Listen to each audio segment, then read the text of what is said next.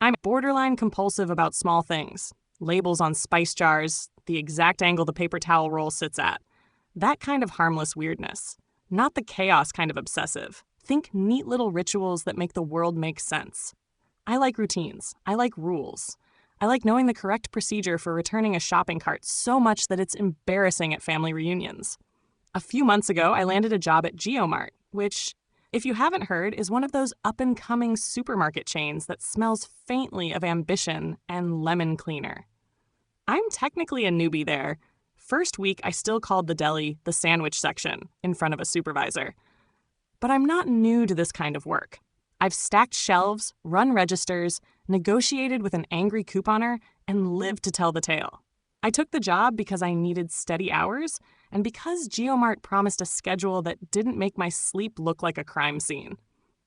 Work is weirdly social in that salt-of-the-earth fluorescent bulb way. I'm friends with a cluster of people who laugh at the same dumb jokes, swap recipes, and cover each other's breaks.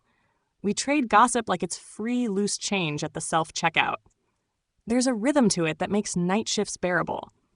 Someone brings in a thermos of soup, somebody else breaks out a Bluetooth speaker, and we all pretend the parking lot lights aren't oddly depressing. What's at stake for me is more than hours and pay. I care about doing things right. It's how I convince myself I'm not fumbling through adulthood. I want to be the person my manager trusts to close the store without turning it into a crime scene. I want to keep my coworkers safe in a deeply petty, exacting way. I want the quiet satisfaction of a correctly faced cereal aisle. And perhaps more selfishly, I want to be liked, because being liked makes the world less exhausting and my obsessive habits feel charming instead of weird. There's only one problem, and I'll say it plainly. There's exactly one person at GeoMart I don't click with. You know that workplace type who walks in like he owns the soundtrack to his life? That's him. He's older than me by a few years, always in that half-awake, half-swagger mode. Chewing gum, slinging merchandise like gravity is optional, moving through the gas aisle like it's his personal jungle gym. People laugh at some of his jokes, which annoys me because they're not funny. But the real issue is his relationship with rules. Casual, selective, and to my mind, a little too inventive. So that's the setup. Me, meticulous, a little silly, armed with research habits bordering on forensic, trying to prove I can do this job with minimal chaos. GeoMart, the ambitious chain where the floor stickers still have adhesive residue from last week's rebrand. And one coworker whose favorite pastime seems to be testing whether safety protocols are merely decorative. If you're thinking classic workplace friction, fair. If you're asking whether I overthink things, absolutely.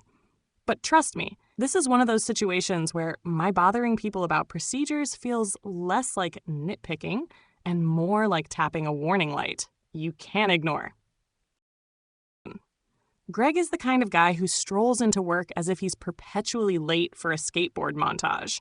Older than me by a few years, but still young enough that life's responsibilities feel like suggestions. He's got that low-key stoner vibe, slow grin, eyes that look like they've misplaced their attention, and moves through the gas aisle like it's his personal stage.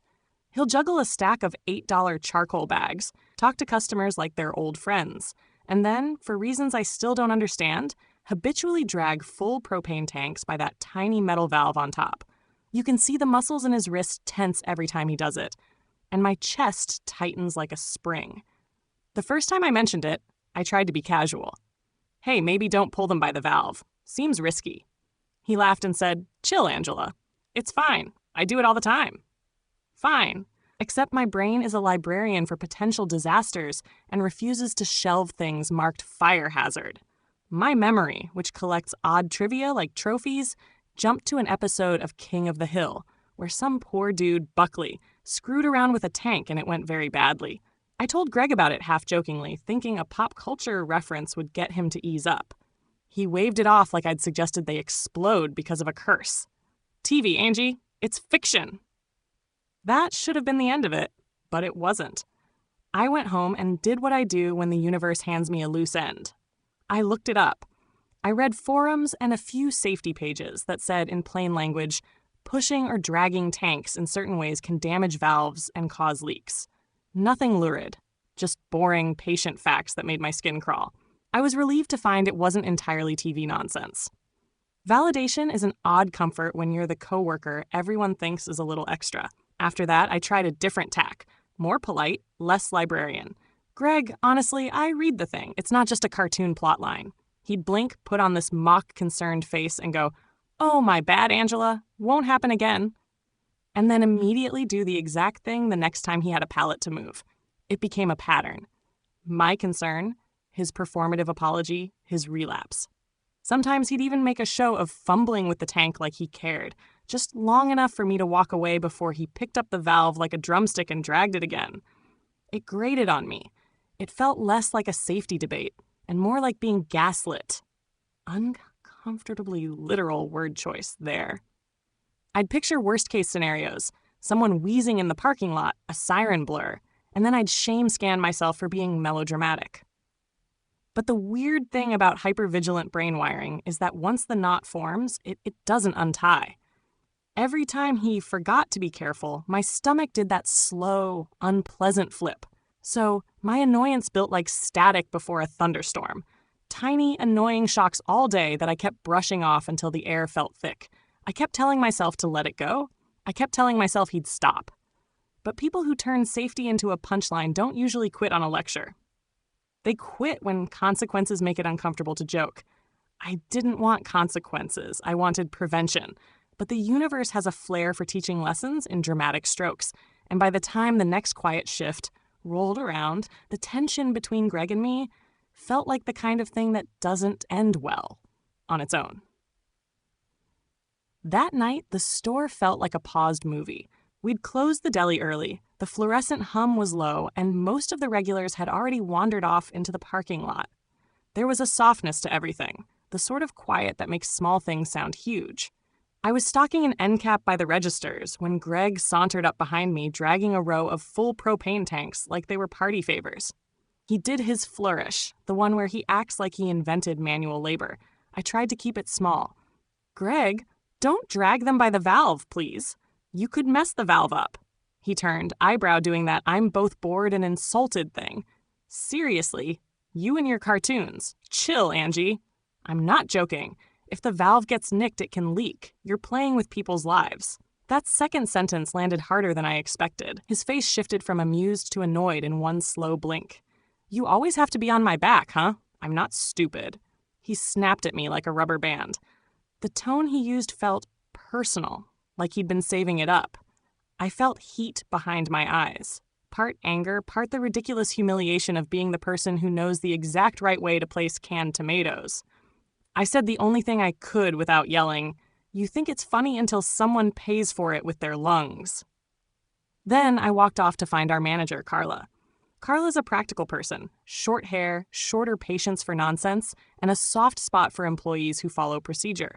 She was out front checking inventory logs, her phone already in her hand like a tool. I told her what happened, voice shaking more than I liked, and she nodded, clipped and calm. "Good call. Let's check the gas aisle." We walked back fast enough that my shoes squeaked on the linoleum. The air hit us first. That chemical, metallic tang that makes your throat tight. It isn't the stuff of movies. It's quieter, a rotten, sharp smell that sits in the back of your nose. And then we saw him. Greg was on his back between the pallets, eyes half closed, breathing shallow. One of the tanks leaned at a bad angle, the connector bright with frost where gas had been venting and expanding. My chest did an animal flip. I don't know if I said his name or if it came out like a choked thing. Carla was immediately in motion. She didn't waste words. Gloves were pulled off, sleeves rolled, and she shoved her hand toward the tank. I'll be honest, part of me was horrified at the recklessness. Who takes gloves off in that situation? But she was moving with the kind of single-mindedness you only see when someone is deciding between math and panic, and choosing math. The metal where she touched was blooming with white frost, and her fingers went numb an instant after. I remember thinking about frostbite as a technical thing I'd read about once, and then I stopped thinking because there was work to do. She managed to stop the leak. I didn't catch the details. I wasn't there for the how, only the effect. The hiss quieted. The smell began to thin like someone lifting a heavy curtain. While Carla steadied the tank, I grabbed Greg's shoulders and rolled him off the concrete. He was limp, but not gone. He shuddered under my hands, the color draining from his face. He tasted faintly of whatever he'd been inhaling. I rubbed his jaw until his eyes fluttered open enough to look at me. I felt absurdly shaky, like my hands had been hired to do a job they weren't trained for. Someone in the next aisle flicked the lights like a nervous fly. The whole store felt small and fragile. We dragged him to the front, where the air felt less concentrated. Carla's fingers had turned pale and going gray at the tips, like they belonged to someone else's story. She ignored it until Greg was out of the immediate hazard. Only then did she sit down on an overturned crate, stare at her hand for 2 seconds, and mutter something that was equal parts disgust and triumph. I was shaking hard enough that my words came out clipped. "Call 911, I said, and she did.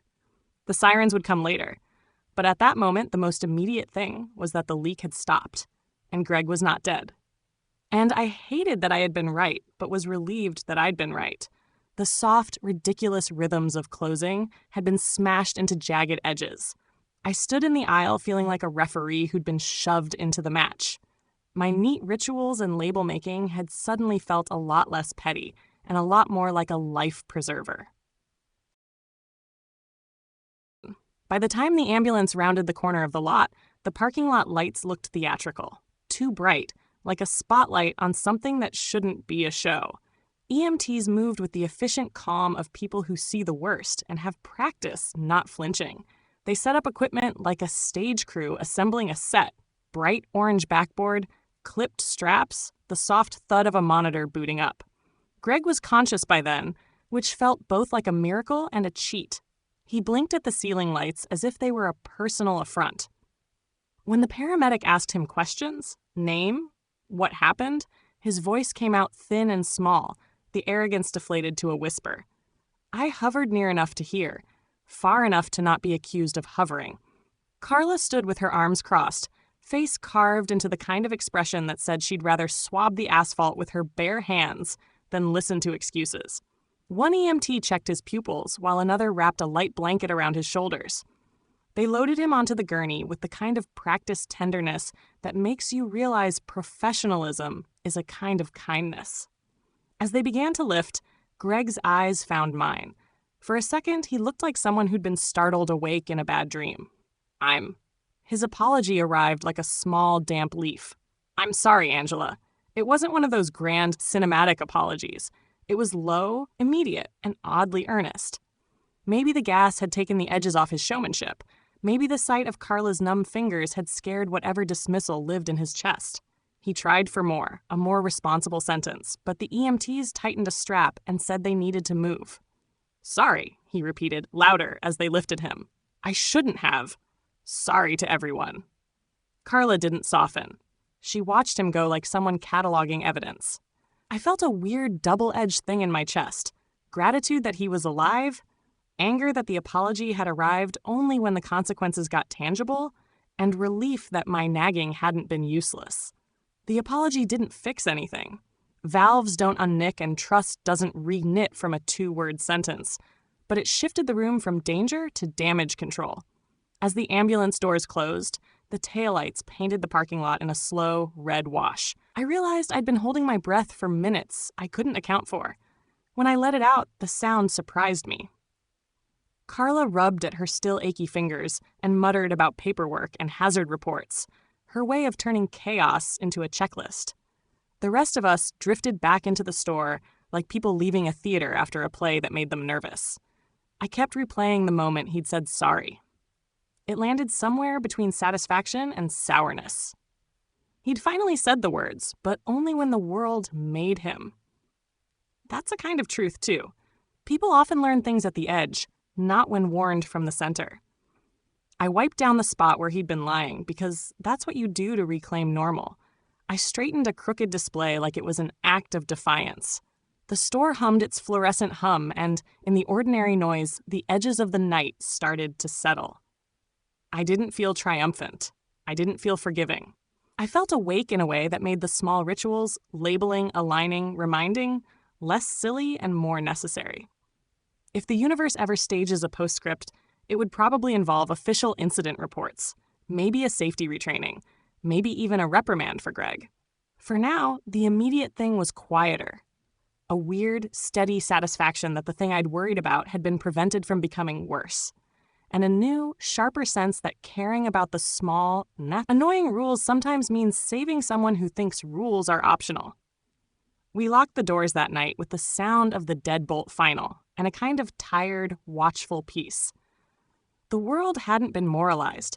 It had simply reminded us of a fact. Sometimes being annoying is just the sound of someone trying to be useful.